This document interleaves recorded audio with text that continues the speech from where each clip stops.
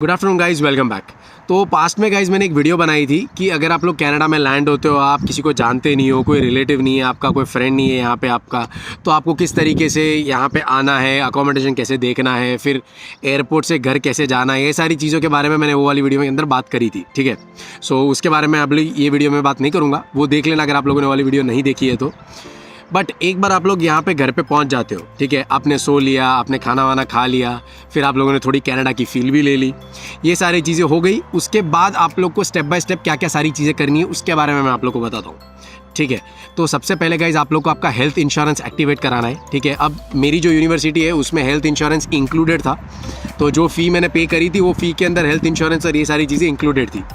सो मैं यहाँ पर आके मुझे सिर्फ एक्टिवेट कराना था। तो जब भी आप लोग यहाँ पर आते हो तो मुझे यूनिवर्सिटी में मेल भेजना है। वो मेल भी मुझे बोला गया था कि ये लोगों को आपको मेल भेजना पड़ेगा, तो मैं जैसे यहाँ पे लैंड हुआ मैंने वो बंदों को मेल भेज दिया, और जैसे उनको मेल भेजा ऑटोमेटिकली मेरा जो हेल्थ इंश्योरेंस का था वो एक्टिवेट हो गया। अब मुझे ये नहीं पता आपकी कॉलेज में किस तरीके का रहता है कि हेल्थ इंश्योरेंस एक्टिवेट कराना, बट सबसे पहले जब भी आप लोग यहाँ पे लैंड होते हो तो आप लोग को हेल्थ इंश्योरेंस एक्टिवेट कराना पड़ता है। बिकॉज अगर आपका हेल्थ कवरेज नहीं है और आपको कुछ हो गया तो यहाँ पे मेडिकल बहुत एक्सपेंसिव है। ठीक है, और ख़राब भी है प्लस एक्सपेंसिव भी है। ठीक है, बिकॉज मैं यहाँ पे हेल्थ एजुकेशन सिस्टम के ऊपर एक वीडियो बनाऊंगा, बहुत ही ख़राब है गाइस। ठीक है, आपको घंटों तक हॉस्पिटल में बिठा रखेंगे, भले आपको पेन हो रहा है, और उसके बाद आपको पैसे भी उतने ही खर्चने पड़ेंगे। बिकॉज जहाँ तक मुझे पता है यहाँ पे एक 1 नाइट अगर आप लोग को हॉस्पिटल में रहना है तो उसका खर्चा अराउंड $1000 के आसपास रहता है, $1000 to $1500 के आसपास 1 नाइट का रहता है। ठीक है, तो आप लोग आइडिया लगा सकते हो कितना एक्सपेंसिव यहाँ पे हॉस्पिटल का खर्चा है। तो मेक श्योर जब भी आप लोग आते हो तो सबसे पहला जो काम कराओ वो हेल्थ इंश्योरेंस एक्टिवेट कराओ। ठीक है, एक बार आपका हेल्थ इंश्योरेंस एक्टिवेट हो गया तो दूसरा जो काम कराना है वो है आपको बस पास लेना है। ठीक है, अब मेरी जो यूनिवर्सिटी है उसमें मेरी फ़ीस में बस पास भी इंक्लूडेड है। ठीक है, तो मुझे सिर्फ जाके बस पास लेना है। अभी तक वो लोगों ने हमें दिया नहीं है, बट मेरी यूनिवर्सिटी में इट इज़ ठीक है, फ़ीस में इंक्लूडेड है। बिकॉज मेरी फर्स्ट सेमेस्टर ऑनलाइन था तो ऑनलाइन में बस पास हम लोग को दिया नहीं था, वो पेमेंट पैसा वापस आ गया था। ठीक है, बट अभी हमारा ऑफलाइन हो गया है तो वो लोग अभी फिर से हम लोग को बस पास प्रोवाइड करेंगे। ठीक है, अब होता क्या है, जो छोटी छोटी सिटीज़ रहती है ना, जैसे विंडसर हो गया, लंदन हो गया, सार्निया हो गया, ये सब जगहों पे आप लोग को कॉलेजेस में बस पास ये सब इंक्लूडेड रहता है। बट टोरंटो जैसी जगह पे गाइज कॉलेजेस में बस पास इंक्लूडेड नहीं रहता है। आप लोग को प्रेस्टो कार्ड अलग से बनवाना पड़ेगा। शॉपर्स ड्रग मार्ट में जाके आप लोग को बस के पासेस लेने पड़ते हैं, या फिर आपको वहाँ पे प्रेस्टो कार्ड परचेज़ करना पड़ता है, जो अप्रॉक्सीमेटली डिपेंड करता है गाइज $150-200 के आसपास का मंथली रहता है। सो अगर आप लोग ये ले लेते हो, प्रेस्टो कार्ड ले लेते हो, तो आप लोग बसेस के अंदर, फिर उसके अलावा जो भी गवर्नमेंट के पब्लिक ट्रांसपोर्ट है वो आप यूज़ कर सकते हो वो प्रेस्टो कार्ड के थ्रू। बट मेरी यूनिवर्सिटी में ऐसा नहीं है, हम लोग को यहाँ पे बस पास मिल जाता है। सो आप लोग वही यूज़ करके यहाँ पे जहाँ भी विंडसर में घूमना चाहते हो घूम सकते हो। सो सेकंड काम जो हमारा था वो था बस पास लेना। जो थर्ड वाला काम रहता है गाइज वो है सिम कार्ड लेना। ठीक है, बिकॉज कहीं भी आप लोग यहाँ पे घर के बाहर निकलोगे तो आप लोग को मोबाइल डेटा चाहिए रहेगा। ठीक है, कोई जगह पे आप लोग को जाना है, बिकॉज शुरू में जब आप लोग आते हो तो आप लोग को लोकेशन के बारे में नहीं पता होगा, चीज़ों के बारे में नहीं पता होगा, तो आप लोग को सिम कार्ड लेना बहुत ज़रूरी है। ठीक है, अब जब भी आप लोग सिम कार्ड लेने जाओगे गाइस तो जो भी शॉप के ओनर्स रहते हैं या जो भी रहते हैं वो आपको कैसे भी करके ना नया फ़ोन लेने के लिए पुश करेंगे। ठीक है, बिकॉज आई नो यहाँ पे बहुत सारे ऐसे लोग होते हैं जो आते ही एकदम मतलब वो लोग फ़ोन ले लेते हैं। बिकॉज होगा क्या ना गाइस, जब भी आप लोग आपके फ्रेंड्स को फ़ोन लेते हुए देखोगे नया वाला, तो आपका ये मन में अंदर करेगा कि नहीं यार मैं भी ले लेता हूँ। ठीक है, क्या होगा, थोड़ा मंथ में इतना दे देंगे, मंथली आपको $10-15 ज़्यादा देना पड़ता है, तो कोई बात नहीं, दे देंगे, सिम कार्ड के साथ फ़ोन भी आ जाएगा। बट ये गलती मत करना। ठीक है, मैंने देखा है मेरे आजू बाजू में लोगों को फ़ोन ले लिया है और फिर बाद में पछता रहे। ठीक है, कि एवरी मंथ $15 $20 देना पड़ रहा है वो लोग को फ़ोन के लिए। सो ये गलती बिल्कुल भी मत करना। उसको जाओ, उसको बोलो कि मेरे को सिर्फ सिम कार्ड वाला प्लान ही बता, सिम कार्ड प्लस फ़ोन का प्लान मत बता, मुझे इंटरेस्ट नहीं है लेने में। ठीक है, तो फिर आप उस हिसाब से आपका सिम कार्ड ले लिया। एक बार आप लोगों ने गाइस सिम कार्ड ले लिया, उसके बाद आप लोग का डेटा चालू हो जाएगा, सारी चीज़ें चालू हो जाएगी। उसके बाद गाइस जो फोर्थ वाला काम रहता है वो होता है सिन नंबर लेना। ठीक है, एक बार आपका बस पास आ गया, आपका सिम कार्ड आ गया, ठीक है, तो अब आपको कोई ज़रूरत नहीं है, आप कहीं भी कनाडा के अंदर घूम सकते हो। ठीक है, आप डेटा चालू करो और डायरेक्ट जाके सिन नंबर जो होता है ना आपको सर्विस कनाडा के सेंटर में मिलता है। सो गूगल मैप्स पे जाओ और वहाँ पे जाके सर्विस कनाडा लिखा तो आपको दिखा देगा कि आपके लोकेशन में कहाँ पे सर्विस कनाडा का ऑफिस है। सो वहाँ पे जाके आप लोग आपका सिन नंबर ले सकते हो। और कोशिश करो गाइज जैसे आप लोग कनाडा में आते हो विदिन 3-4 डेज़ के अंदर सिन नंबर ले लो, बिकॉज ये डॉक्यूमेंट एक तरीके से आपका आधार कार्ड जैसा इतना इंपॉर्टेंट है। ठीक है, इंडिया में कैसा आधार कार्ड इंपॉर्टेंट रहता है उस तरीके का यहाँ पे सिन नंबर इतना इंपॉर्टेंट है। बिकॉज सिन नंबर के अलावा आपको यहाँ पे कहीं भी कोई भी जगह पे आप लोग लीगली काम नहीं कर सकते। आपको हर जगह पे सिन नंबर प्रोवाइड करना पड़ेगा, स्टडी परमिट प्रोवाइड करना पड़ेगा। सो मेक श्योर आप लोग सिन नंबर ले लेते हो, ठीक है। एक बार आपका सिन नंबर आ जाता है गाइस सर्विस कनाडा के सेंटर में जाके। आपको एक और चीज़ बता दो, सर्विस कनाडा के सेंटर में सुबह में जल्दी चले जाओ तो ज़्यादा अच्छा है, बिकॉज आपको वहाँ पे 1 घंटे के आसपास लग जाएगा। आपको डिटेल्स फिल करनी रहती है, पेपर मिलेगा आपको सिन नंबर का, तो वो सारी चीज़ों में 1 घंटा चला जाता है। प्लस कभी कभी अगर बहुत ज़्यादा रश रहता है तो आपको 2-3-4 घंटे लग जाएंगे, लाइन में खड़े रहना पड़ेगा, ये सारी चीज़ें रहती है। तो मेक श्योर आप लोग सुबह में थोड़ा जल्दी चले जाते हो सर्विस कनाडा के सेंटर और वहाँ जाके सिन नंबर ले लेते हो। एक बार आपका सिन नंबर का काम हो गया, उसके बाद आता है स्कॉशिया बैंक, ठीक है। स्कॉशिया बैंक मतलब मेरा अकाउंट है जो वो स्कॉशिया बैंक में है। आपने जो भी बैंक के अंदर अकाउंट ओपन करवाया वो बैंक में आपको जाना पड़ेगा, ठीक है। और स्कॉशिया बैंक में अगर आप लोग जा रहे हो तो अपॉइंटमेंट आपको पहले बुक कराना पड़ेगा, ठीक है, वरना आप लोग ऐसे ही वॉक इन नहीं कर सकते।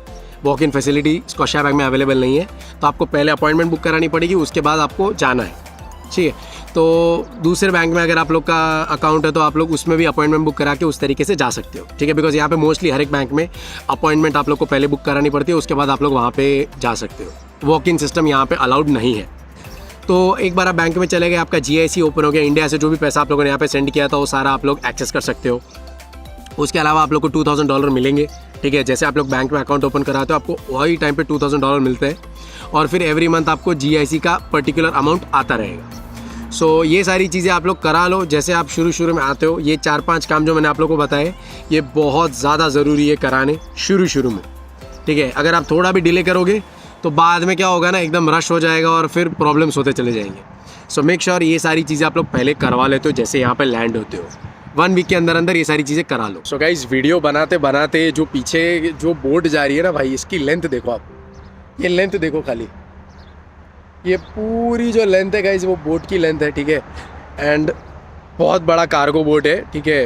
बेसिकली शायद मेटल की चीज़ें लेके जा रहा है वाला, क्लियरली दिख नहीं रहा है क्या है, बट इट लुक्स लाइक कि मेटल की चीज़ें लेके जा रहा है।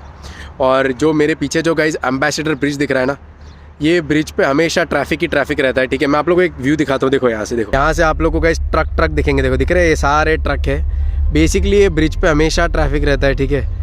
ट्रक रहते हैं सुबह से लेकर रात तक। यहाँ पे अमेरिका से कनाडा से अमेरिका ट्रक आते रहते हैं, जाते रहते हैं। सो एक बार गाइज ये सारी चीज़ें हो जाती है, ठीक है। जो शुरू में ये सारे काम करने होते हैं ये हो जाते हैं। उसके बाद जो काम आते हैं वो होता है अकोमोडेशन फाइंड करना और पार्ट टाइम जॉब फाइंड करना, ठीक है। ये आपको साथ में करना पड़ेगा। इसके लिए ऐसा नहीं है कि मैं पहले अकोमोडेशन फाइंड करूँगा उसके बाद मैं पार्ट टाइम जॉब फाइंड करूँगा। तो जब आप लोग अकोमोडेशन फाइंड कर रहे हो साथ में आप लोग पार्ट टाइम जॉब भी फाइंड करना शुरू कर दो। मैंने इसके ऊपर वीडियोस बना रखे गाइज, मेरे चैनल के ऊपर आप लोग को सब कुछ मिल जाएगा, ठीक है। पार्ट टाइम जॉब, अकोमोडेशन से रिलेटेड मैंने बहुत सारे वीडियोस बना रखे हैं। सो एक बार स्क्रॉल करो मेरे वीडियोस में नीचे जाके पास्ट में, तो आप लोग को काफ़ी कुछ आइडिया लग जाएगा कि यहाँ पे घर किस तरीके से आप लोग को देखने हैं, क्या क्या सारी चीज़ें होती है घर सेलेक्ट करने से पहले, प्लस क्या गलतियाँ हैं जो आप लोग को नहीं करनी है। उसके अलावा आपको पार्ट टाइम जॉब किस तरीके से फाइंड करने हैं, ये सब चीज़ों के ऊपर मैंने वीडियोज़ में बता रखा है। तो ये सारी चीज़ें आप लोग मेरे वीडियोज़ के थ्रू ले सकते हो। एक बार आपका अकोमोडेशन और पार्ट टाइम जॉब का भी हो जाता है, उसके बाद बात आती है ड्राइविंग लाइसेंस की, ठीक है। ड्राइविंग लाइसेंस का बेसिकली यहाँ पे गाइस 3 स्टेजेस रहते हैं। G1 रहता है, G2 रहता है और G रहता है, ठीक है। तो G1 जो रहता है वो रिटन टेस्ट रहता है, G2 जो रहता है वो आप लोग को गाड़ी चला के इंस्ट्रक्टर को दिखाना पड़ेगा, और G जो रहता है वो फुल लाइसेंस रहता है। तो उसमें भी आप लोग को हाईवे के ऊपर कार चला के इंस्ट्रक्टर को मतलब टेस्ट होता है, प्रॉपर प्रैक्टिकल टेस्ट होता है, ठीक है। तो होगा क्या है, जैसे आप लोग G1 का एग्ज़ाम देते हो, अब कुछ लोगों का क्या रहता है गाइस, इंडिया से DL एक्स्ट्रा लेके आते हैं 1 साल का, 1-2 साल का, तो उनके लिए G2 स्किप हो जाता है, वो डायरेक्टली G दे सकते हैं। बट कुछ लोगों के पास ड्राइविंग लाइसेंस या इंडिया में एक्सपीरियंस नहीं रहता है, तो वो लोग को G1 देना पड़ता है। G1 तो वैसे बेसिकली सब लोग को देना पड़ेगा, बट G2 जो लोग के पास DL एक्स्ट्रा रहता है 1 साल से ज़्यादा का, वो लोग का स्किप हो जाता है। बट अगर आपके पास 1 साल से ज़्यादा का DL एक्स्ट्रा नहीं है तो आप लोग को G2 भी देना पड़ेगा, उसके बाद आपको G भी देना पड़ेगा। और इनके बीच में गाइस गैप रहता है, ठीक है। अगर आपके पास DL एक्स्ट्रा नहीं है तो आप लोग को 8 मंथ्स के बाद G देना होगा, G2 देने के बाद। तो इस तरीके का सिस्टम रहता है। तो मेक श्योर गाइस आप लोग G1 लाइसेंस ले लेते हो। और G1 लाइसेंस आपको कहाँ लेना है, वो ड्राइव टेस्ट कनाडा में आप लोग को लेना होता है एग्ज़ाम जाके, ठीक है। बट एग्ज़ाम देने से पहले आप लोग को पढ़ाई करनी पड़ेगी। जो ऑनलाइन पे आप लोग अगर लिखोगे ना G1 लर्निंग टेस्ट है इस तरीके का, तो आप लोग को काफ़ी सारे PDFs और सारी चीज़ें वहाँ पर दिखा देगा। तो वो पढ़ाई करने के बाद आप लोग टेस्ट सेंटर में जाके एग्ज़ाम दे सकते हो, ठीक है। बेसिकली MCQ टाइप रहता है, काफ़ी सिंपल रहता है, बट बहुत सारे क्वेश्चंस रहते हैं। सो मेक श्योर कि आप लोग एक बार अच्छे से पढ़ाई करके देते हो G1। उसके बाद एक बार G1 हो जाता है, उसके बाद G2, एंड देन कुछ टाइम के बाद आप G दे सकते हो। बट एक बार आप G2 दे देते हो तो आप लोग यहाँ पे कार चला सकते हो, ठीक है, तो कोई इश्यू नहीं है आपको।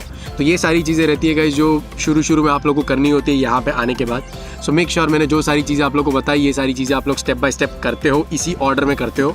सो चीज़ें काफ़ी सिंप्लीफाइड हो जाएगी, ज़्यादा लोड रहेगा नहीं। जो ड्राइविंग लाइसेंस का जीवन का एग्जाम रहता है ना गाइस, वो इसलिए मैं आप लोग को जल्दी देने के लिए बोल रहा हूँ, बिकॉज एक बार आपका जीवन का एग्जाम हो जाएगा, वो आप लोग को ड्राइविंग लाइसेंस का आपके घर पे कार्ड आता है, 15 डेज के बाद वो ड्राइविंग लाइसेंस कार्ड आ जाएगा।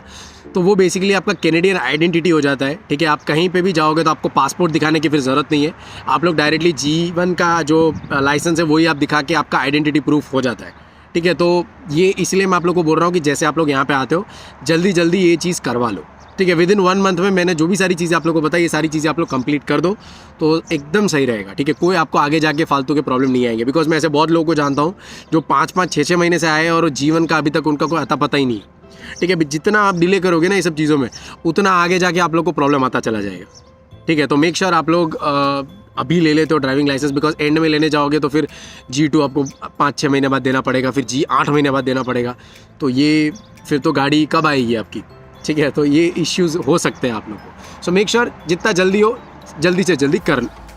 सो कैसा लगा गाइस ये वाला वीडियो, मुझे ज़रूर कमेंट सेक्शन में कमेंट करके बताना। जो भी सारी चीज़ें मुझे लगी बताने लायक जब आप यहाँ पे आते हो, वो सारी चीज़ें मैंने आप लोग को ऑर्डर में बताया, ठीक है। अगर आप लोग ये वाला ऑर्डर फॉलो करते हो तो कोई भी प्रॉब्लम आप लोग को नहीं आएगा, ठीक है। बिकॉज मैं जब आया था गाइज, मुझे कुछ चीज़ों के बारे में नहीं पता था, ऑर्डर के बारे में बिल्कुल भी नहीं पता था, मैंने कुछ भी यहाँ वहाँ करके किया है, इसीलिए मुझे थोड़ा ज़्यादा टाइम लग गया है। बट अगर आप लोग ऑर्डर में करते हो तो फटाफट ये सारे काम आपके हो जाएंगे, कॉलेज शुरू होने से पहले ये सारे काम आपके बेसिकली हो जाएंगे, ठीक है। So do follow this thing and if you like the video do like it, share it, comment करो, सब्सक्राइब करो चैनल के ऊपर गाइस। 72% लोग मेरे चैनल के ऊपर सब्सक्राइब नहीं करते हैं जो मेरे वीडियोस देखते हैं, वीडियोस देख के चले जाते हो। आई डोंट नो ऐसा क्यों करते हो आप लोग, बट प्लीज़ वीडियोस देखा करो, सब्सक्राइब किया करो, शेयर किया करो लोगों को, ताकि मुझे अच्छा लगे, मैं मोटिवेट हूँ और वीडियोस बनाने के लिए। So please do it. और अगर आप लोगों ने सारे काम कर लिए हैं सो फिर हम लोग मिलते हैं गाइस अगली वीडियो में। तब तक के लिए बाय बाय।